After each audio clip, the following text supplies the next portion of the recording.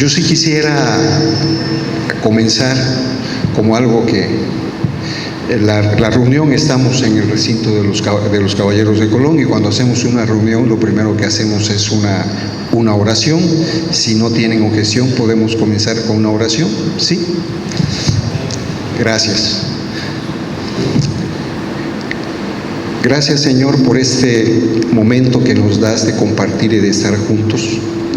Gracias por darnos la oportunidad de compartir experiencias contigo. Gracias por acompañarnos y queremos agradecerte a través de la oración que nos has enseñado. Padre nuestro que estás en el cielo, santificado sea tu nombre. Venga a nosotros tu reino. Hágase tu voluntad.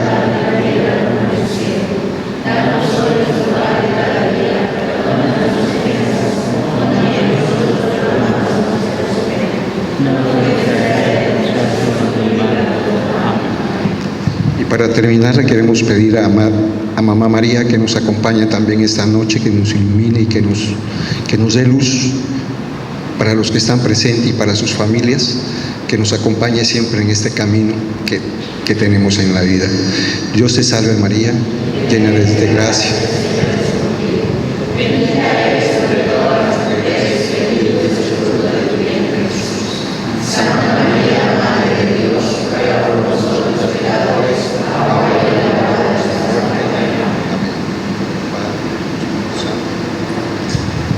Muchas gracias, ahora sí ya me siento mejor. Gracias por compartir con nosotros. Bien, yo nomás quisiera así aprovechar y presentarles brevemente a Jaime, y les dejo con Jaime.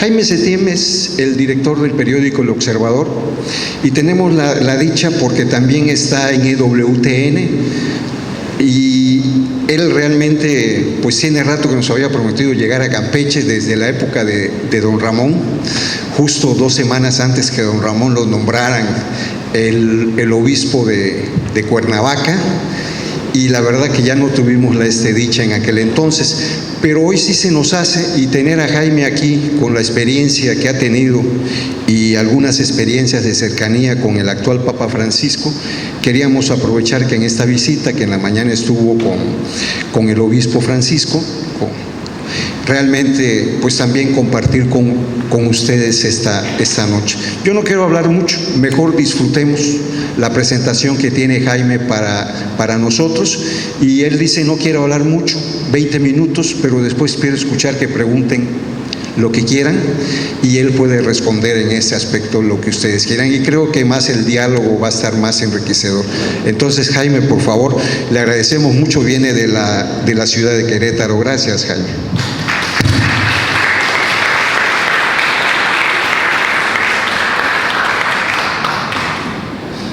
Les agradezco muchísimo que me permitan platicar con ustedes un ratito. En realidad se trata de eso, de una charla. De alguna manera he estado muy cerca del proceso de elección, y después de los primeros meses, bueno, ya prácticamente va hacia el segundo año, el próximo mes de marzo del 2015, el Papa Francisco. Esta revolución extraordinaria que ha sido el Papa Francisco, y sobre todo me da mucho gusto que veo muchos jóvenes, porque creo que si a alguien les está pegando duramente el mensaje y la presencia del Papa Francisco, pues es a los jóvenes. Como que ya no les está dejando margen para dónde hacerse, ¿no? Es decir, antes podían decir, no, pues lo que pasa que el Papa Juan Pablo y el Papa Benedicto pues, son de otra época. Rabiosamente de esta época, rabiosamente de esta época. Hay muchas anécdotas que pueden definir el estilo comunicativo del Papa Francisco, que ha hecho que por primera vez en la historia moderna el querigma de la Iglesia sea noticia, ¿no? El anuncio de la Iglesia sea noticia. En estos momentos se celebró, bueno, el día de hoy se celebró la segunda de las jornadas del Sínodo Extraordinario de la Familia, con una cobertura de prensa que yo no había visto desde los tiempos del cónclave y desde los tiempos de la muerte de Juan Pablo II. Es decir, la cobertura de prensa que ha suscitado una asamblea del Sínodo de los Obispos. Yo estuve en una, por ejemplo, todo el mes de octubre de 2001, y francamente éramos 4 gatos, ¿no? De todo el mundo éramos 4 gatos ahí en Roma, reportando lo que estaba sucediendo en la asamblea del Sínodo de los Obispos de octubre de 2001, en donde justamente se debatía sobre la figura del obispo, y eso no le interesaba absolutamente a nadie. Sin embargo, ahora en el Sínodo Extraordinario de la Familia, claro, calentado por la prensa, en el sentido de que ha sido como muy publicitado el tema de que a partir de ahora los divorciados vueltos a casar por lo civil van a poder comulgar, y el matrimonio gay, etcétera, etcétera, cosa que evidentemente no va a suceder, porque el Papa Francisco podrá hablar de diferente manera, pero los principios, y ahora lo vamos a ver en las breves notas que he preparado para esta ocasión, en lo esencial no va a cambiar, porque está al frente de una organización que no es una ONG. Él nos lo ha querido recalcar una y otra vez. Esta no es una organización no gubernamental, es la esposa de Cristo, y tiene un origen sobrenatural, no es un origen natural que le haya sido dado por un fundador iluminado, ¿no? Que tuvo una buena idea y lanzó esto como un método para llegar al paraíso. Esto no es eso, ¿no? De hecho, el artículo mío de esta semana así se intitula: no es eso. La iglesia no es eso que pintan los medios de comunicación, y la iglesia es otra cosa. La iglesia tiene un origen sobrenatural, y evidentemente las fuerzas del infierno, las fuerzas del mal, no van a prevalecer sobre ella, porque no es eso que nos pintan que es, ¿no? Una organización de personas para hacer su juego y ver si con eso conquistan el poder, y si ponen y quitan gobernantes, etcétera, etcétera, ¿no? Que esa es un poquito la idea, o muchote la idea que nos dan normalmente los medios seculares, y que por desgracia tenemos pocas herramientas para rebatirla. Pero bueno, ese no es el tema de esta ocasión. Yo he preparado una serie de notas que, por cierto, me van a servir para una conferencia que próximamente, dentro de un par de semanas, voy a dar en Dallas, en Texas, sobre el estilo comunicativo del Papa Francisco. Y la verdad es que este estilo comunicativo es para todos nosotros. No solamente es para los ministros, no solamente es para los sacerdotes, no es solamente para los periodistas o los encargados de comunicación de las diócesis, como el Padre Ricardo, que viene llegando en este momento, por ejemplo, sino es para cada uno de nosotros en nuestra vida de fe, en nuestra vida de familia, en nuestra relación interpersonal. Y sí, como decía William hace un momento, no soy de los que habla mucho en una conferencia. Prefiero que ustedes hagan crítica, comentario, ustedes generen el interés. Yo solamente voy a poner el tema porque yo soy un periodista, ¿no? No soy un especialista en comunicación pública. Bueno, sí, más o menos tengo por ahí alguna idea de lo que es la comunicación pública, pero mi labor es preguntar e investigar y corroborar los hechos desde la perspectiva católica. Eso sí, soy un periodista asumido con apellido católico. Entonces, estos son 10 claves para entender esto que les decía al principio: por qué el querigma de la Iglesia se ha convertido en una noticia de primera plana en estos días, y por qué el Papa Francisco ha inaugurado un método comunicativo que nos puede servir a todos nosotros. Primero que nada, me gustaría recalcar una cuestión que a lo mejor va a parecer hasta un poquito hereje. El Papa es un hombre de un pensamiento incompleto. Su pensamiento no está acabado, sino su pensamiento está abierto hacia el horizonte. pero en el horizonte pone en el centro a Cristo. Es decir, no es un hombre de respuestas conclusivas, sino es un hombre que aborrece el pensamiento único, ese pensamiento que se impone al otro por causa de fuerza mayor y le dice, es así porque lo digo yo. Y yo tengo la autoridad y tengo la capacidad para decir, es así y no de otra forma. El Papa es entonces un hombre de un pensamiento incompleto. Él así se asume como alguien cuyo pensamiento no está completo. No cierra su discurso, no cierra la discusión sobre las grandes cuestiones de nuestro tiempo. Porque si la cierra, dice, si cerramos el discurso, si nos olvidamos de que existen otras realidades, entonces la Iglesia no está en grado de expresarse, no está en grado de expresarse. Fíjense qué interesante está este primer apunte. No es un maestro, es un testigo. Pablo VI decía con justa razón, hemos concluido la época de los maestros e iniciamos la época de los testigos. Es decir, de aquellos que son capaces a través de ellos mismos de dar a conocer la verdad y la belleza, en este caso, de Cristo encarnado. Pero qué importante para nuestra vida práctica que el hombre más, entre comillas, porque él no se considera así, que el hombre más importante del planeta sea un hombre que se asume a sí mismo como alguien que está en camino, como un homo viator, como alguien que va viajando y que se va nutriendo de lo esencial que es la presencia de Cristo en el horizonte, pero también de lo contingente, es decir, de las realidades reales sobre las cuales está afincado su magisterio.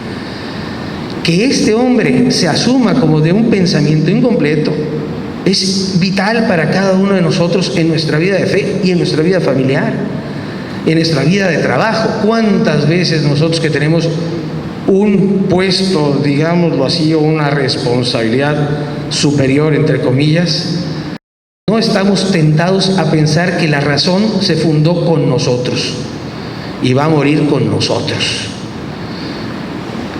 Si este hombre es capaz de asumirse como alguien que va en camino, nosotros tendremos que asumirnos como cristianos y como católicos observantes de la profundidad de nuestra fe, como alguien que va en camino.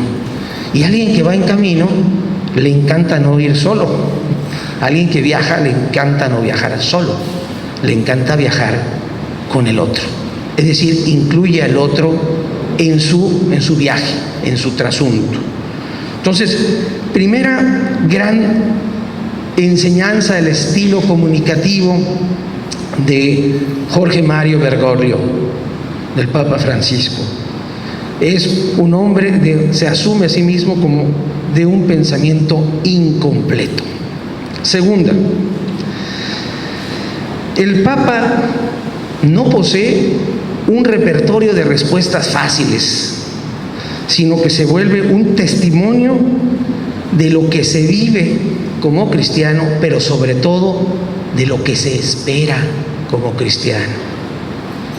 Es decir, no es tanto lo que se vive, sino lo que se espera, lo que él testimonia. ¿Qué esperamos los cristianos? Pues esperamos la vida eterna.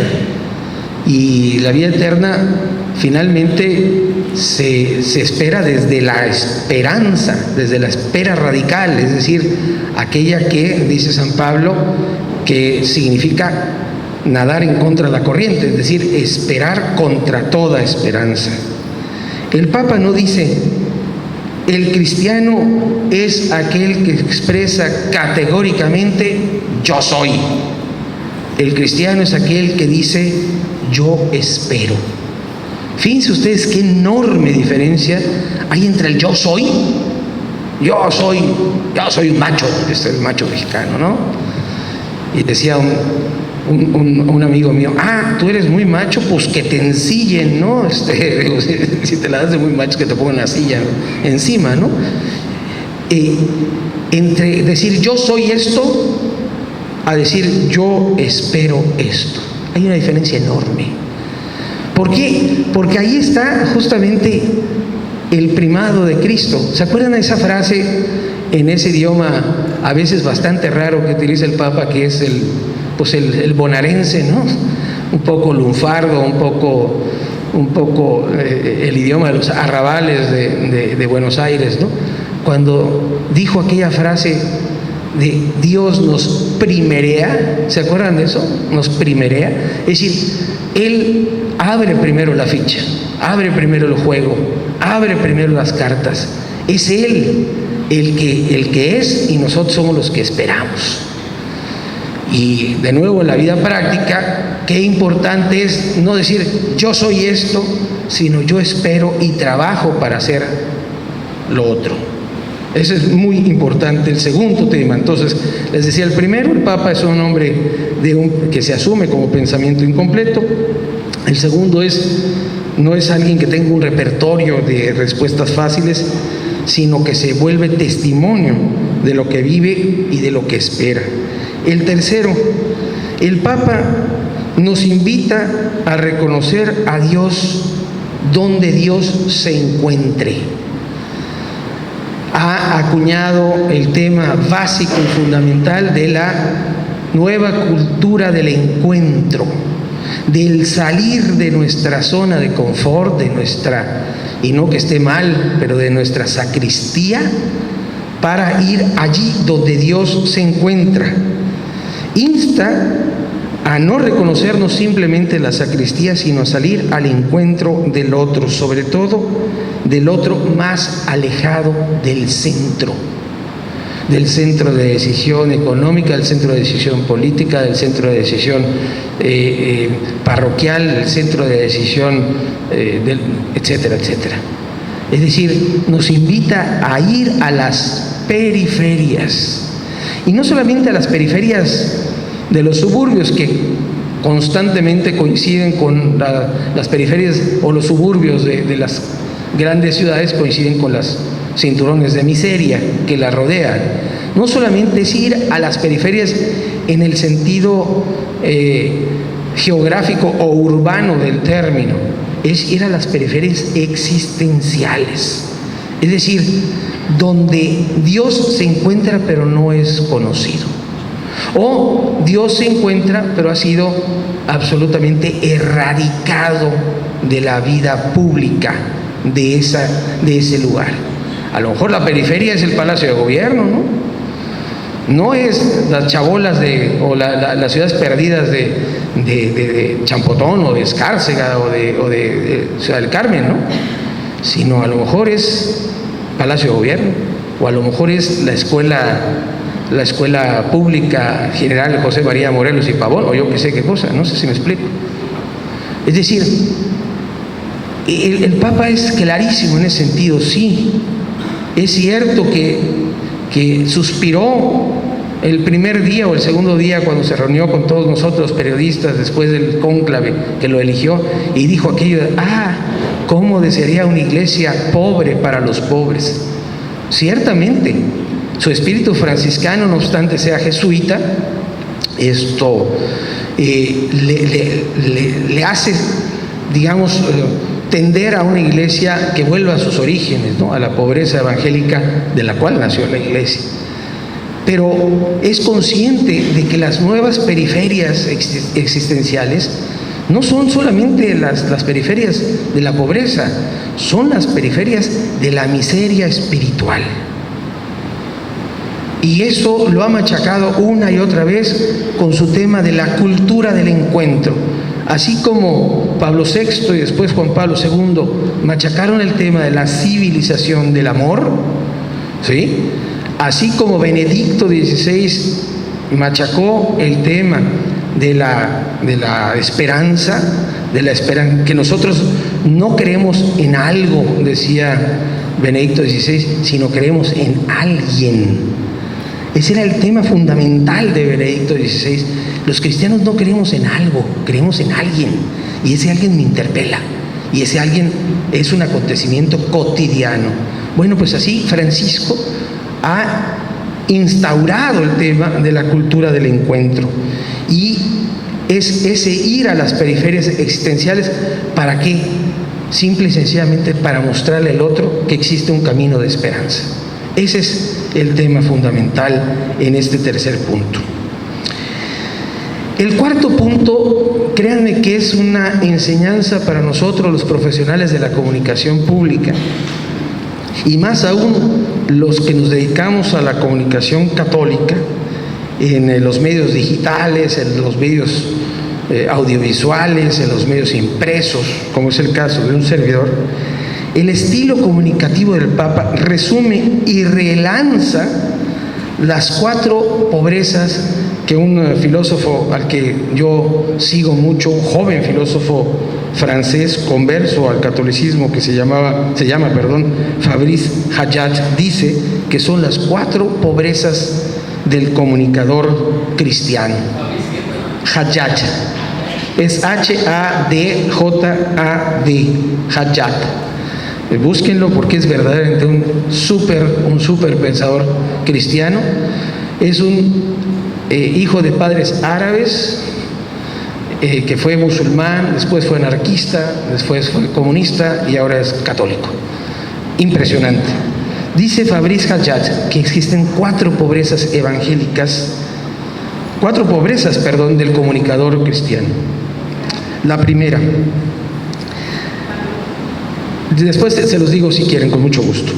La primera es ser pobres en su defensa. Ser pobres en su defensa. ¿Cuántas veces reaccionamos cuando alguien nos pica la costilla, nos hiere, nos achucha, ¿no? Nos empuja? Un hermano separado o un jacobino, estos al 3x4 que hay por ahí, algún masoncillo, etcétera, etcétera. ¿Y cuántas veces no reaccionamos tocados duramente en el yo, en el ego, y decimos, tú estás loco, etcétera, etcétera? Y entonces se nos olvida el Evangelio, se nos olvida Cristo, y nos ponemos nosotros en medio. Es decir, nos volvemos ricos en la defensa, en nuestra defensa. La pobreza de la defensa del comunicador cristiano es decir, no soy yo, es Él. Es Él con mayúscula el que vale la pena. La pobreza de su equipamiento, medios pobres. De esta asamblea con este equipamiento, en donde no estamos en un salón extraordinariamente dotado para las grandes conferencias, para las grandes, presentaciones. No hay aquí una pantalla de plasma en la cual yo tenga aquí mi computadora y esté proyectando a través de un cañón una serie de hologramas que componen figuras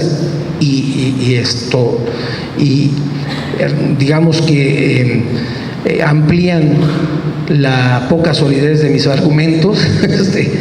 No estamos en eso, pero de estos medios pobres es de donde salen las grandes realizaciones evangélicas. Léon Bloy, un famoso pensador francés y escritor del siglo XIX, decía: a menudo en el pasado se tenían medios muy pobres y se realizaban grandes obras. Ahora tenemos medios muy ricos y las obras que realizamos son tan pequeñitas como las telenovelas de Televisa, ¿no? Es decir, son tan malas y tan pobres como las telenovelas de Televisa, que tienen unos medios gigantescos a su disposición. Entonces, ser pobres en la defensa, ser pobres en el equipamiento y ser pobres en el mensaje, es decir, inmiscuirnos lo menos que podamos nosotros en el mensaje. No somos nosotros los que hablamos por otro. Nosotros no importamos, no importa el enviado, importa el que nos envía. Fíjense, esas pobrezas ser pobres en la defensa, ser pobres en el equipamiento, ser pobres en el mensaje y finalmente ser pobres en el camino, como decía Machado, irnos ligeros de equipaje, ¿no? Son las formas evangélicas de mostrar que somos comunicadores católicos. Aquel que exige que sea reconocido, que sea presentado como se merece, que tenga un equipamiento y que lo arrope y que lo transfigure, aquel que genera unos grandes mensajes ininteligibles y por ininteligibles parecen importantes, y finalmente aquel que en lugar de dejarse primerear por Dios, se primerea a él mismo ante su público, no tiene nada que comunicar desde el punto de vista del Evangelio, y yo diría, no tiene nada que comunicar desde el punto de vista humano. La quinta de las 10 claves que yo he encontrado en el discurso del Papa es su forma de comunicar. Su forma de comunicar es a la vez profunda y a la vez sencilla. Pocas palabras, fíjense ustedes, muy pocas palabras. Él, como nadie, maneja el mensaje del Twitter, O sea, los 140 caracteres son en el Papa Francisco una verdadera obra de arte. En 140 caracteres dice exactamente lo que comunicadores tan flojos como un servidor pueden decir en 250 o 300 palabras, ¿no? 140 caracteres, pocas palabras y agarradas al Evangelio. 3 ideas siempre, fíjense en sus discursos, en sus homilías. Son 3 ideas, 1, 2 y 3. Jesuita al fin y al cabo, ¿no? Digo, los que somos alumnos de jesuitas sabemos muy bien ese método expositivo. Es exposición, desarrollo y conclusión. 3 ideas, no más. Pero son 3 ideas fáciles de comunicar, por lo tanto fáciles de entender y sobre todo posibles de ser llevadas a cabo, es decir, aterrizadas a la realidad. Es un papa que tiene una plena fidelidad, y esto hay que subrayarlo, a la tradición, y plena libertad, absoluta libertad, para discutir o para discernir sobre los modos y sobre los hábitos clericales. Es decir, tiene una absoluta fidelidad a la tradición. Pero la pregunta es, ¿se puede ser católico y se puede ser moderno? El Papa nos dice sí. De hecho, estamos obligados a ser católicos y a ser modernos. Es decir, a tener un ancla y al mismo tiempo unas alas para elevarnos por encima de la tradición y ver el contorno que nos rodea. Entonces, plena fidelidad a la tradición y libertad para discernir sobre los modos y sobre los hábitos eclesiales. Por eso el sínodo extraordinario de la familia ha levantado tanta ámpula en la gente que no tiene ni idea de lo que está sucediendo en este momento en la Iglesia bajo la conducción del Papa Francisco. Piensan que a partir de ahora se va a cambiar el credo y pasado mañana Pentecostés y entonces ya va a haber las confesiones multitudinarias y los divorciados vueltos a casar 3 veces van a poder rehacer su vida y decir también rehacer su vida espiritual y volver a comulgar. En fin, los sacerdotes van a poder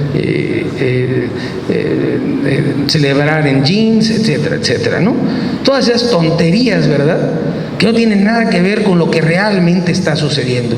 Lo que realmente está sucediendo es desde la tradición, desde el fondo mismo del legado de la Iglesia, ¿qué se puede hacer para darle respuesta al hombre y a la mujer de hoy, de ahorita, no de antier ni de mañana, de este momento?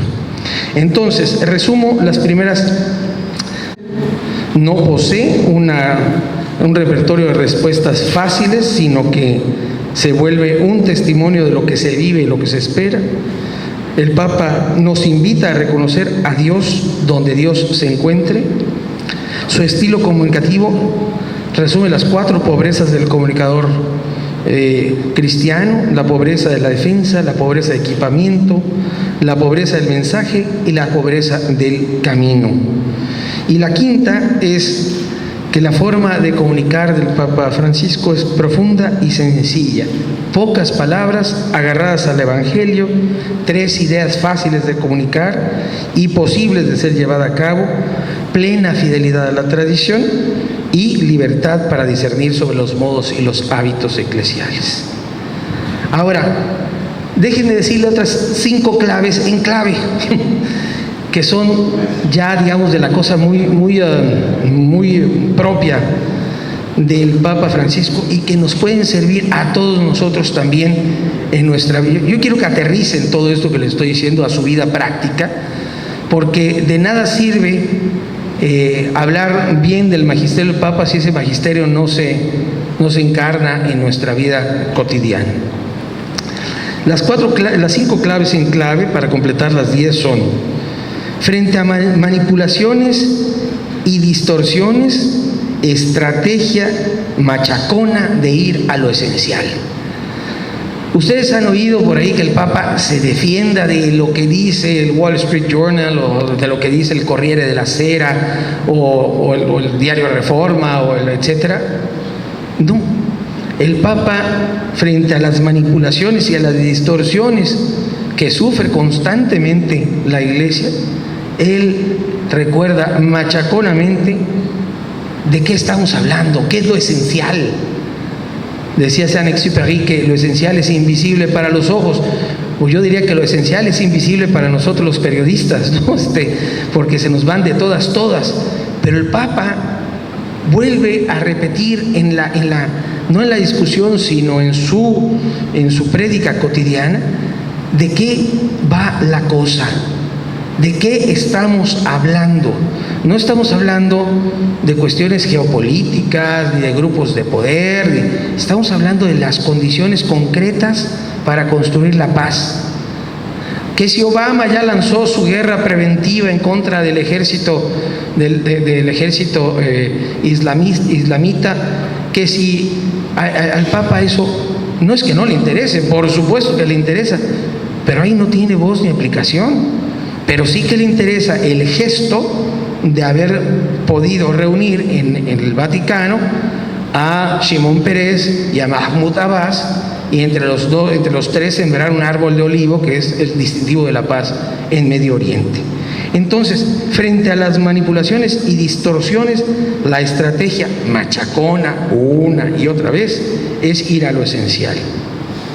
Segundo, gestos que son signos, que son palabras. No al revés, Primero es el gesto, después viene el signo concreto y después, al último, la palabra. Fíjense qué interesante método comunicativo y qué terriblemente convincente es un método comunicativo de esta naturaleza. Primero es el gesto, ¿sí? Primero es el ir a la isla de Lampedusa. Ahí hay un gesto.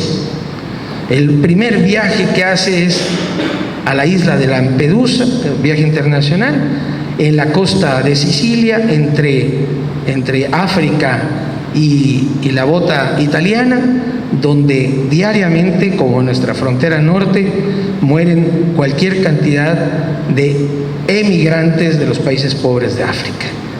Primero es el gesto. Lo primero que hago es, lo primero que hizo fue ir a darle gracias a la Virgen, ahí a Santa María Mayor, ¿no? Bueno, pero en términos de geopolítica y de representación internacional de la fuerza del amor de Cristo, primero es el gesto. Voy a Lampedusa. Después es el signo concreto. Me reúno con los migrantes africanos y los escucho. y después al último es la palabra. Señoras y señores, lo que estamos haciendo es la globalización de la indiferencia. Entonces ese mensaje sí que pega.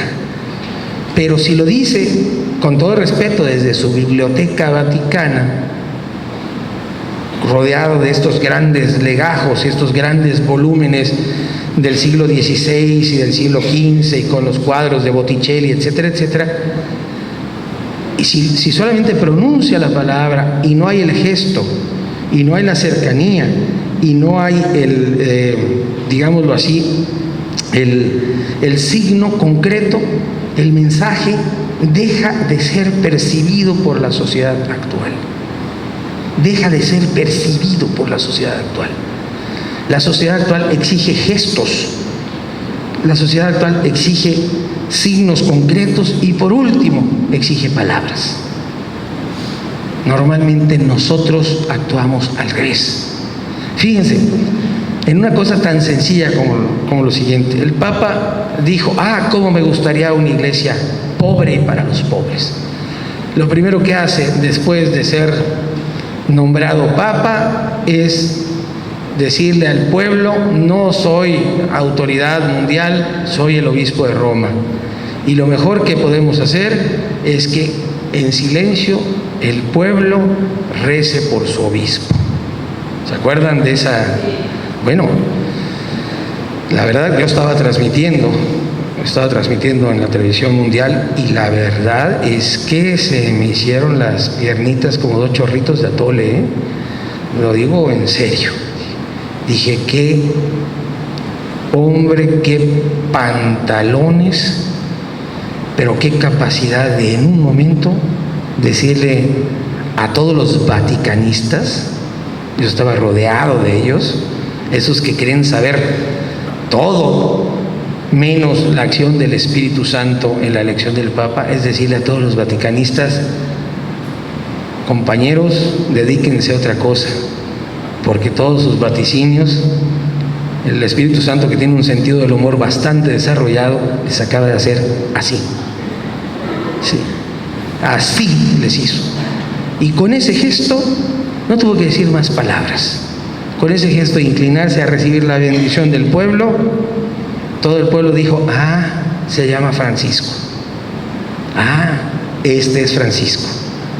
Por fin alguien se encara al espíritu de Francisco y dice, yo me llamo Francisco. Pero una cosa es decir yo me llamo Francisco y sin gestos, y otra cosa es el gesto, y después es el signo concreto, y después al último la palabra. Ya que ustedes rezaron por mí, ahora sí les voy a decir cuál es mi mensaje. Y el mensaje del Papa Francisco es que no hay mensaje. El mensaje de esa noche del 13 de marzo es que no hay mensaje, que Él no es el que va a dirigir la iglesia, que es el patrón. Ven cómo allí en un simple gesto muestra que Jesús nos primerea. Otro gesto maravilloso fue ir a dar gracias a la Virgen de Santa María Mayor, a la Virgen de Santa María Mayor en Roma. De ahí vino el signo, fue a pagar su estancia en la pensión donde se hospedaba, ¿sí?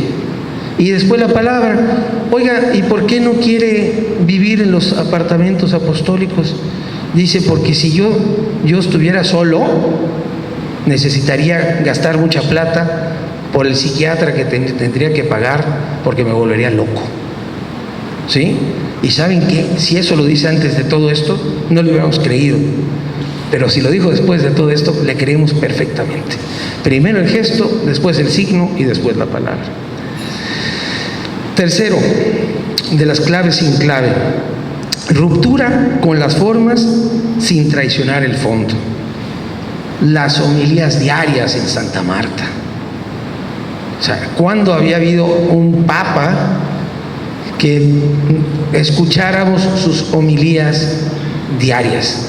Como el cura de la parroquia de la esquina, él diariamente toma la palabra y la reflexiona, no urbi et orbi, ¿no?, sino la reflexiona para los bomberos, para los ayudantes de limpieza, para los invitados especiales, sobre todo de Argentina. Ya ha ido medio Buenos Aires, allá a Domus Santa Marta, ¿no?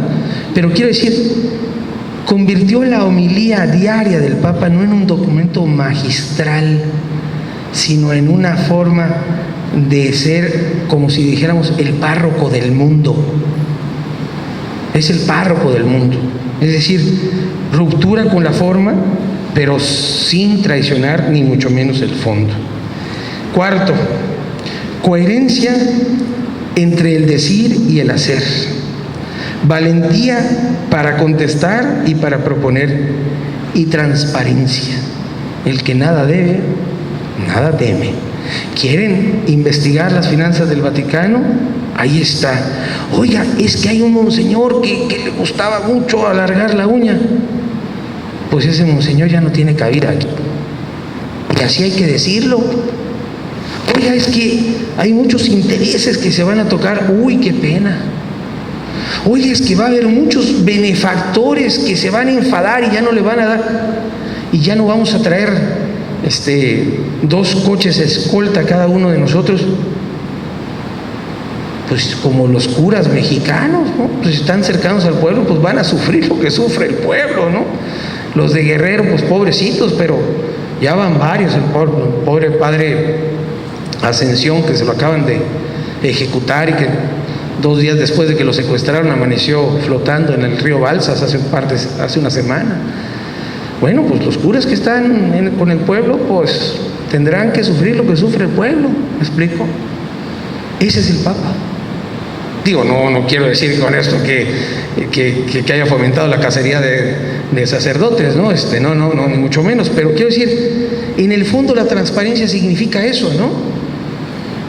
La transparencia significa el avergonzarse a tope del abominable pecado de la pederastia cometida entre los miembros entre los clérigos y los laicos, no nada más los clérigos, entre los clérigos y los laicos, entre espantarse y revolverse las tripas a uno de ese asunto, a decir, el nuncio apostólico en República Dominicana, oiga, su santidad, pero el nuncio apostólico en la República Dominicana lo ordenó Juan Pablo II ahí en Cracovia. Y el señor está ahorita, ese nuncio de apellido polaco, que no me acuerdo cómo se apellida, está ahorita en cautiverio en el Vaticano. Y el Papa dijo, este señor no sale. Por más ordenado y amigo que haya sido de Carlos Wojtyla cuando era obispo de Cracovia, etcétera, etcétera, este señor no sale. ¿Por qué? Porque este señor cometió un crimen contra Dios y contra las leyes humanas. El señor obispo del Paraguay, lo mismo. El señor obispo que se construyó un castillo allá en Alemania, señor, qué bueno que le encantan los castillos y la vida de lujo, pero no es la vida evangélica. Se va. Así de sencillo. Es que, díganme ustedes, ¿qué transparencia es aquella que dice, bueno, pues con este pobrecito, pues le gusta el lujo, no hay que dejarlo? O pues sí, le gustaban los niños y pues, no. O sea, transparencia es transparencia. ¿Sí? Coherencia es coherencia. Y eso nos interpela a nosotros, los laicos, a nosotros los que trabajamos en los medios de comunicación. Si yo soy un comunicador católico, yo tengo que esforzarme por ser santo. Pero lo mismo le pasa a una ama de casa, a un estudiante, a un sacerdote. Lo que el Papa nos está diciendo todos los días es que la santidad es, la llamada a la santidad es universal, 1, y es para todos, 2. Que no hay condiciones. ni tampoco fast track para llegar a ser santo. Eso no existe. Y la última de todas las claves es frases guía contundentes y que se puedan grabar en la memoria de la gente. Vivimos en la cultura del descarte, la enfermedad de la iglesia es la autorreferencialidad, una iglesia que no sale a la corta o a la larga se encierra en una atmósfera viciada para sí misma. Como quisiera una iglesia pobre para los pobres. ¿Quién soy yo para juzgar a un hermano homosexual que busca con honestidad al Señor? Ese tipo de frases cortas, estilo Twitter de 140 caracteres, cargadas, absolutamente cargadas de sentido y fácilmente memorizables, en donde se encierra en una nuez toda la sabiduría y toda la tradición del Evangelio y todo el amor de Cristo, es exactamente el método comunicativo del Papa Francisco. Y lo cierro con una anécdota que yo viví en carne propia con el Papa Francisco.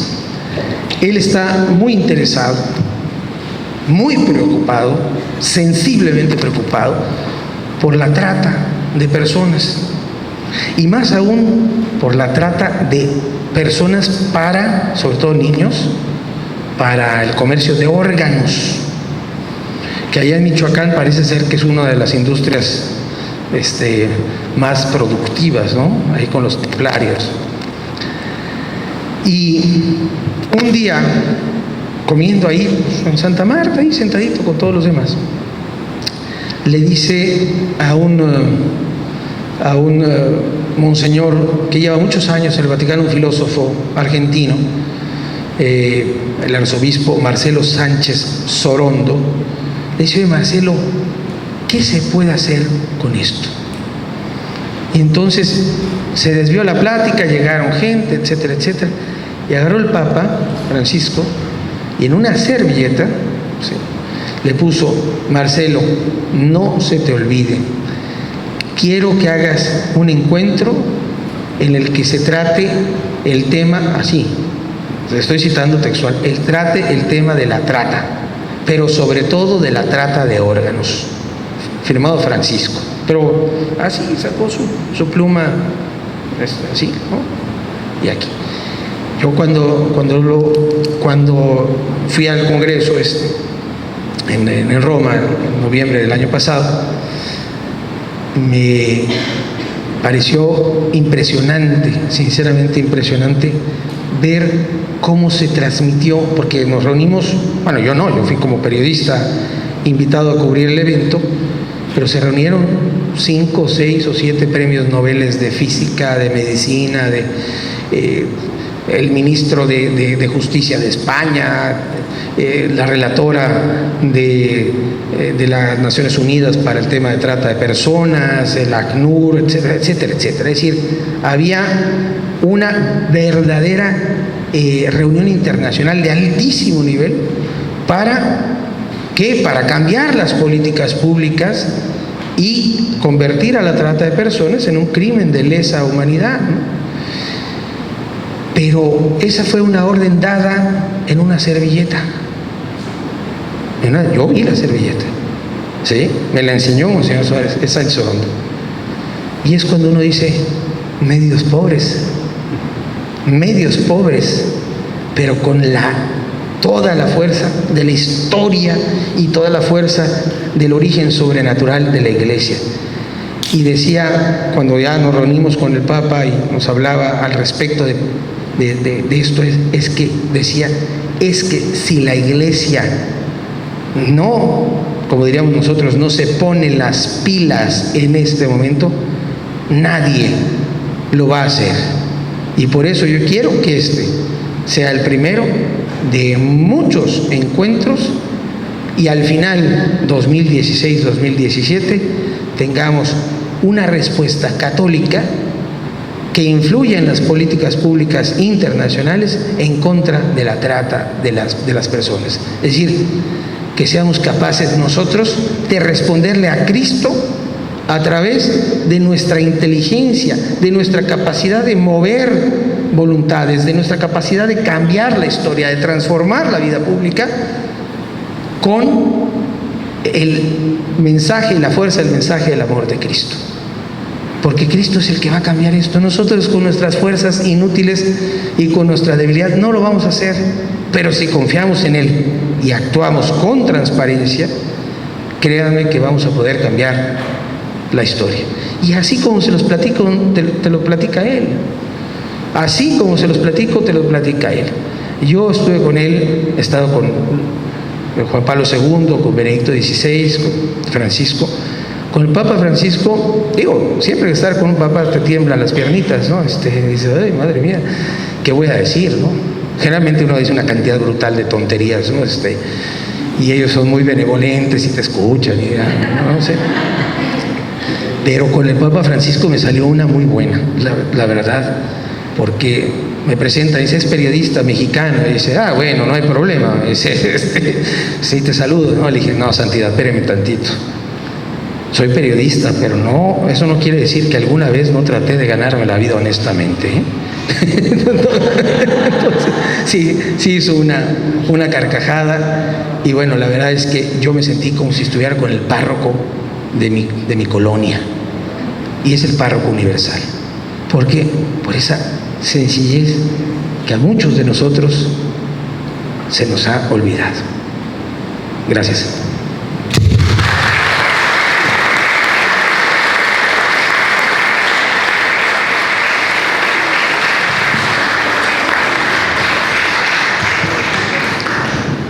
Es tiempo para preguntas. Yo les voy a pedir, ya que aquí por parte de Comunicación Social de la Diócesis se está tomando video que luego se sube al Face. Los que quieran preguntar, hay dos caminos: o pasan y les paso el micrófono, de modo que los enfoquen bien, y si les da timidez hacen su pregunta y yo la repito aquí en el micrófono. Los dos caminos son válidos. ¿Vas a pasar, Rubí, por favor? Así. Sí, pero tiene... Quisiera saber si usted siempre ha sido católico, y si no siempre fue católico, ¿cómo fue su conversión? Ok, repito la pregunta, que si siempre has sido católico, Jaime, y que si hubo un tiempo en que no, ¿cómo es que te convertiste? Porque de esos milagros no se ven todos los días. No, eso no dijo ella, ¿eh?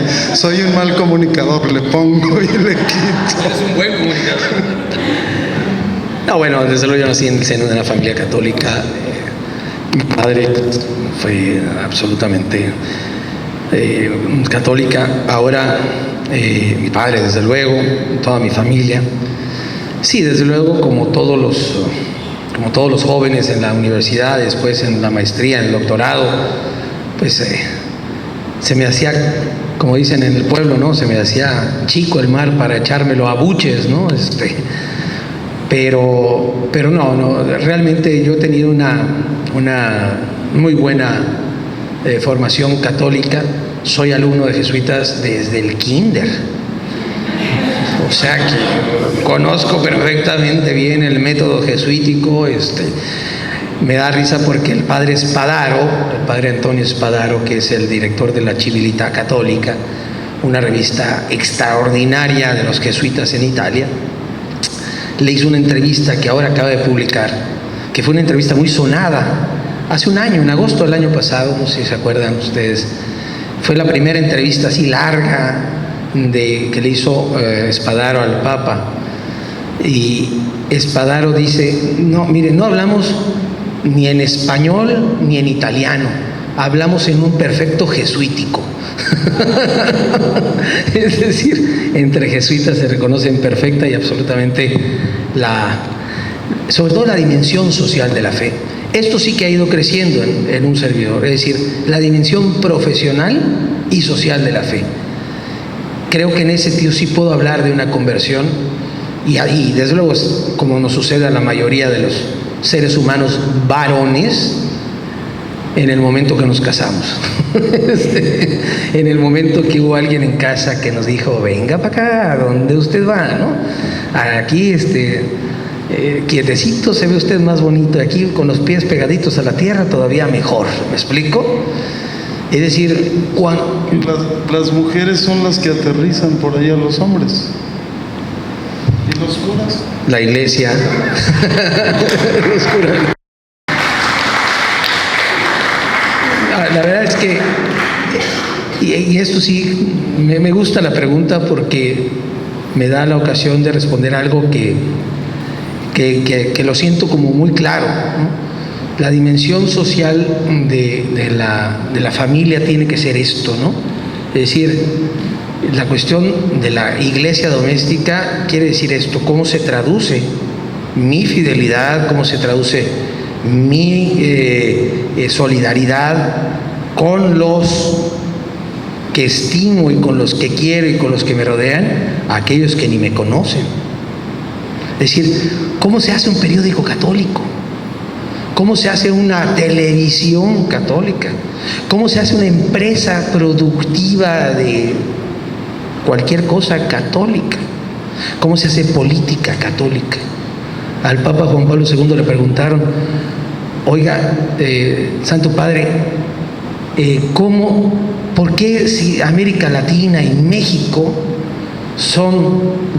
es el lugar donde más católicos existen y México es el segundo país con el mayor número de católicos del mundo, ¿por qué no hay políticos católicos? Todos son masones, ¿no? Así le dijo también López Portillo a Juan Pablo II cuando llegó a México: santidad, llegó usted a un país de la paradoja donde todo el gobierno es masón y todo el pueblo es católico. Ahí lo dejo con su pueblo, le dijo López Portillo. Y cuando le preguntaron eso en el avión, venía a Santo Domingo en 1992 a la cuarta CELAM, y le preguntaron: santidad, ¿cómo es posible que en el continente de la esperanza haya tan poquitos o prácticamente ningún político católico? Y la respuesta de Juan Pablo II fue maravillosa: es que para ser político se necesita ser santo, y para ser un político católico se necesita ser doblemente santo. ¿Y quién está dispuesto a eso? Le decía hoy a William: la fama, decía Rubén Darío, la fama no prefiere a los católicos. Es decir, un escritor católico, un periodista católico, un empresario católico no es famoso. ¿Por qué? Porque tiene que aplicar la justicia social. Pero yo siempre he dicho, y eso lo aprendí en el matrimonio, el ser bueno con los otros, el ser solidario y subsidiario, no es una cuestión que me salga del corazón, como dicen los chavos, convertirme en, no me acuerdo no me acuerdo cuál es la palabra, pero bueno, no ser un loser, ¿no? Dicen los chavos, ¿no? No es algo que me salga porque yo soy buena onda, sino es mi obligación como hijo de Dios. Mi obligación hacer un periódico católico y ser un testimonio de una fe que no es mía, que me precede, que está muy por encima de mí, y que yo soy solamente eso, un signo sensible de esa fe. Entonces, pues sí, la verdad es que el proceso de conversión pues es un proceso que no acaba, y más en testarudos como un servidor, que siempre estamos cayendo, pero siempre me consuela el mensaje de Teresa de Lisieux, de Santa Teresita del Niño Jesús: Dios prefiere mi pecado que mi fortaleza. Es decir, Dios prefiere mi debilidad que mi fortaleza. Y la verdad es que el Señor no vino para salvar al justo, sino a los 99 pecadores, y no va a buscar a las 99 ovejas que están en el aprisco, sino aquella que se saltó la cerca. Y bueno, pues eso me consuela, porque algún día pues le responderé como se debe al Señor. Mientras tanto, como decía Castillo Peraza, Carlos Castillo Peraza, un célebre yucateco, pues seguimos siendo eso, pecadores estándar, ¿no? Así normalitos pecadores, pero ojalá algún día lleguemos a no serlo. Muy bien, ¿alguna otra pregunta? ¿Quién más quiere preguntar? Adelante, joven. Y gracias a Dios hemos tenido resultados muy concretos, no solamente en términos de ventas, ¿no?, que sería la manera así como más burda, más rupestre, ¿no?, de decir, pues nos ha ido bien. Gracias a Dios nos ha ido bien. Lo digo con toda, bendito sea Dios, nos ha ido bien y nos da para comer. Pero fíjate que, ¿cuál es la intención de un medio, o cuál debe ser la intención de un medio católico? Enseñar a ver a la gente, desde un punto de vista católico, los acontecimientos del mundo. No los acontecimientos de la iglesia, los acontecimientos del mundo. Es decir, esto que hablaba ahorita, por ejemplo, de la política, la católica. ¿Y por qué debe haber una crítica católica? La política entendida no como el arte de la suprema caridad que decía Pío X, que es la política, sino como el arte de, como decía Manuel Ávila, Adolfo Ruiz Cortines, que es en México la política, el arte de tragar sapos sin hacer muecas, ¿no? Esa visión de la política ramplona, de el arte de lo deseable dentro de lo posible, y etcétera, etcétera, me parece que merece una crítica consecuente de los católicos a través de los medios católicos.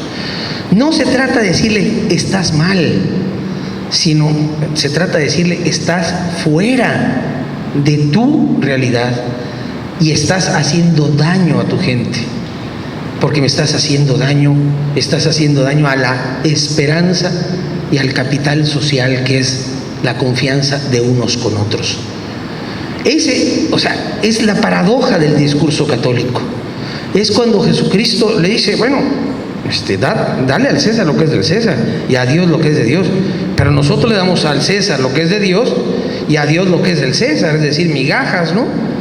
Entonces, esa es lo que nosotros hemos, yo te puedo hablar en primera persona, ¿no?, de los medios católicos en los cuales yo participo. Lo que realmente hemos podido lograr es enseñar, y no a todos ni a muchos, a algunos, a ver el mundo con las gafas católicas, ¿no?, con los lentes católicos. Es decir, cómo ve el mundo Cristo a través del periodismo. Yo siempre he dicho, si San Pablo hubiera sido de nuestra época, sería un extraordinario, iba a decir un extraordinario López Dóriga, no, eso sería otra cosa. Iba de Ferriz, pero ya no puedo decir Ferriz porque ya no es un buen chico. La verdad es que sería un extraordinario comunicador, porque supo ser católico y ser moderno. El problema de muchos de nosotros y de muchos medios, y lo digo porque lo he dicho en muchos foros donde se reúnen también comunicadores católicos, de hojas parroquiales y todo este asunto, es que somos católicos pero no somos modernos. No le hablamos a la gente de hoy, no les hablamos a ustedes, o sea, estamos hablando un lenguaje del siglo XIX. Somos losers, absolutamente, con respecto a eso. Entonces, la pregunta que tú me haces es sumamente importante, porque realmente sí se puede ser católico y ser moderno. Sí se puede vivir en esta sociedad, sí se puede vivir en este entorno. Ahora, en la historia no hay hubieras, ¿no? Es que si hubiera nacido yo en la Edad Media, pues sí, pero naciste, ¿qué? En el 88, 89, tú naciste en el 90. Bueno, pues sí, o 95, 94, fíjate nada más, naciste antier, ¿no? Sí, quiero decir, esa capacidad de no entender y de anteponer entre la realidad real y el medio de comunicación católico, esa filosofía de que los jóvenes de hoy no escuchan, y los jóvenes de hoy están metidos con sus pulgares en el chat, en el teclado, y son pulgarcitos, no porque están chiquitos, sino porque todo el día están con el pulgar dándole, y de eso al desprecio y a la indiferencia hay un pasito, No. eso de que son la esperanza del futuro de la iglesia, ustedes que son la esperanza del futuro de la iglesia, si ustedes que somos, no somos nada. Nosotros ya pasamos el Ecuador, ¿no? Ya pasamos el Ecuador, ya vamos hacia el trópico de Cáncer, ¿no? Ya vamos hacia el trópico de Cáncer, vamos hacia arriba, no hacia abajo. Y lo que quiero decirles es, inconfórmense, de verdad, sean inconformistas, busquen haciendo que los demás hagan, y sobre todo intenten en pequeños grupos cambiar la historia. Jesucristo lo hizo con 12 y uno se le cayó del cartel, ¿no? Entonces pues yo creo que si son 20, Margaret Mead, una antropóloga no católica, tiene una frase bellísima que dice: nunca desconfíes de la capacidad de cambiar al mundo que tienen los pequeños grupos. Es más, son los únicos que lo han hecho. ¿Es verdad? Luego decimos, sí, es que somos poquitos, y mira aquí, somos tontos y no sé qué. Y pues no, tenemos lana, y pues no. Y todos se nos van a decir que no. Yo a mis trabajadores, a mis reporteros, a mis articulistas, a la gente de distribución les digo, a ver, el no ya lo sé, ese ya lo sé, dime cómo sí se puede hacer esto y yo te apoyo. Un gran empresario mexicano, don Lorenzo Servitje, el dueño del panadero más grande del mundo, ¿no? El de Bimbo, pues es el panadero más grande del mundo, la verdad. Una vez me dijo una cosa: mira, yo tengo una filosofía de calidad total, que es la siguiente: si no puedes, te ayudo; si no sabes, te enseño; si no quieres, te vas. Es la mejor filosofía de calidad que yo he conocido, y ojalá también la apliquemos en nuestros grupos, en nuestros movimientos, en nuestra vida práctica. Si no puedes, te ayudo; si no sabes, te enseño; pero si no quieres, ahueca el ala, next, sí, adiós, chao, ¿Por qué? Porque tú estás ocupando el lugar que alguien podría ocupar y que sí quiere, aunque no sepa y no pueda. Nunca desconfíen de los pequeños grupos. Yo quisiera responderte todavía más en corto. Te quería responder a tu pregunta. Mira, tú dices que qué frutos produce un medio católico. Para empezar, hay muchos medios, periódicos, revistas, no tantos como debería de haber. Soy de la Sociedad de Hermanos de Jesús, congregación misionera que llegamos a Campeche a apoyar el impulso de la diócesis hace 30 años.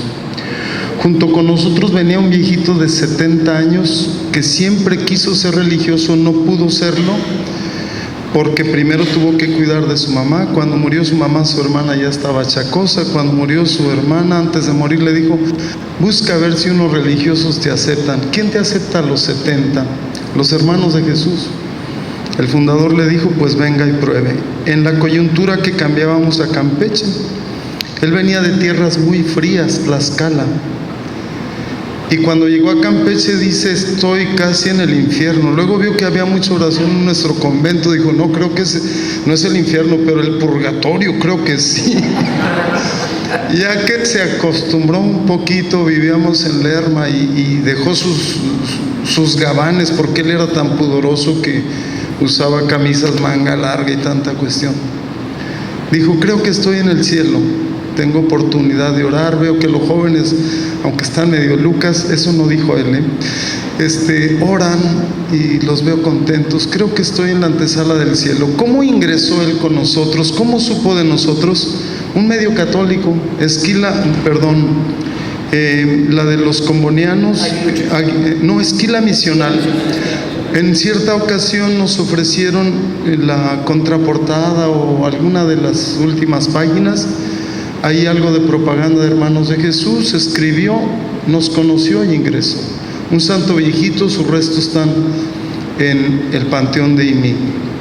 Hace poquito, visitando una enferma, me dijo: padre, ¿y la revista que ustedes publicaron? Le dije: hace un año dejó de salir, hubo ciertos problemas. Me hace falta, dice.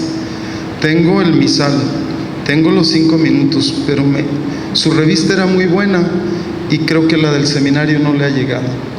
Dice, me hace mucha falta a mí que estoy aquí en estas 4 paredes, saber de su camino misionero. Cuando usted estaba en Costa Rica, escribía desde allá, yo no le he perdido la pista. Entonces, el medio católico tiene mucho impacto para vocaciones. Había una vez en Guerrero, en Chilapa, Guerrero, un señor me dijo, oiga, la revista llegaba acá, la de ustedes, cuando yo daba mis temas a Alcohólicos Anónimos, de ahí sacaba temas de interés. ¿Por qué no la siguen mandando?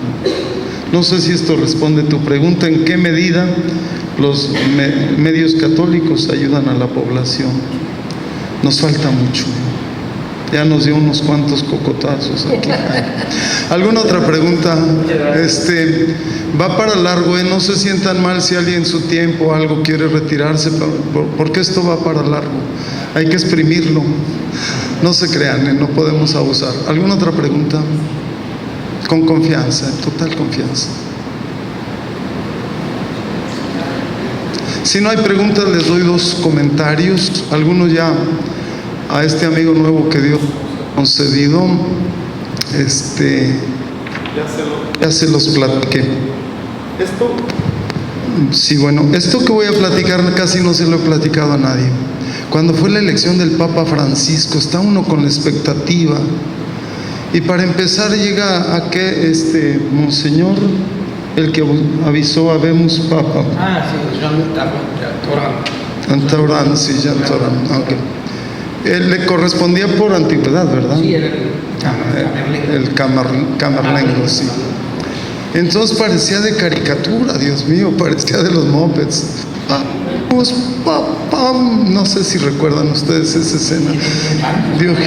Tiene Parkinson. Entonces, desde la proyección de la imagen de la iglesia, si la iglesia fuera una señora muy emperifollada, qué pena no haberse maquillado. Pero la iglesia humana y divina dice, esta soy. No mandó a un monseñor todo guapo, elegante, ojos verdes, güero, él, no, al que le toca. Papá, que yo dije, qué error de imagen, Dios mío, yo no soy periodista, pero bueno, paciencia. Otra, sale el Papa y lo primero lo veo como tímido. Inmediatamente brincaron a mi mente los monitos de Mafalda. Si ustedes se fijan en los monitos de Mafalda, él como argentino tiene exactamente la fisonomía. No, lo pueden reír, no hay problema con él. Y luego, para empezar, lo veo como tímido, ¿no? Esa presencia de Juan Pablo II, o también la presencia en otro estilo de Benedicto XVI. Dije, ay, Dios mío. Así dije yo, ay, Dios mío, viendo la tele. Y luego pide la bendición, y entonces yo dije, laicado, renovación cristiana en el Espíritu Santo, es muy de decir, a ver, vamos a rezar por el Padrecito, porque pobre pecador, nos va a dirigir la palabra, que los demonios se le vayan, que no sé qué. Y hay esa oración de intercesión. El Papa, no sé, en un momento dado pide la oración del pueblo y la bendición del pueblo para que yo les pueda servir. Madre Santa, me sucedió lo que él dijo. Qué golpazo de imagen y de gesto nos dio. Sé humilde, bájate, eres el Papa, sí, pero servus horum Deis, el siervo de los siervos de Dios. Y luego elige Francisco, ¿no? Pero bueno, no se trata de ello que hable. Yo quería hablar eso de que comparó al Papa Benedicto con Juan Pablo y que no tiene carisma, que sí, pero no hay tiempo, eso sería en otra ocasión. Gracias, un aplauso nuevamente.